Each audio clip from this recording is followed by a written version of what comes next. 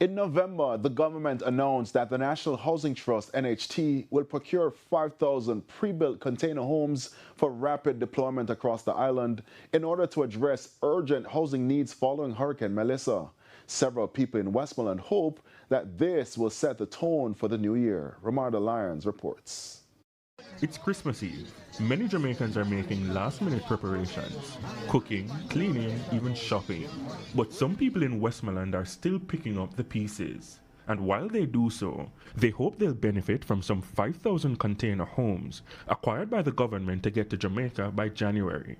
Milton and Winsome Stevenson live in Watercrest, Westmoreland. Yeah, we have to build this, so we can be able to store the furniture then inside here until we get the house fixed. Although when it falls, water still come underneath the bottom. They weren't familiar with the idea of a container home, but say once it offers protection, it puts their family in a much better position. As long as it can be able to stop hurricane, to be honest, if it can be able to help us when hurricane come. Because we don't want when the next hurricane come, we drop into something like this same way. It's kind of hard and we find some money to do the workmanship work.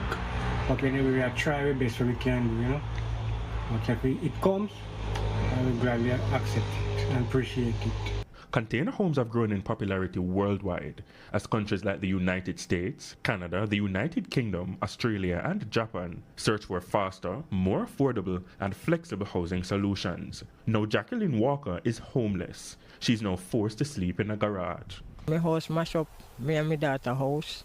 So we need the container to sleep in and we have to stay by some people place. So now when it's like your own place. So it's where we house mash up and we don't have no house. We not even no access, just have people helping us to build it up back.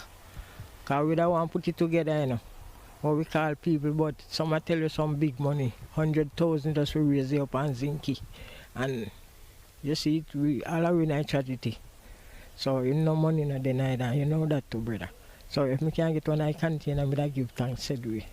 This is Glenford Williams' home in Egypt Garden in Bay Road, Little London. You can see the backyard from the front. His art is against the container, as rebuilding here is his main goal.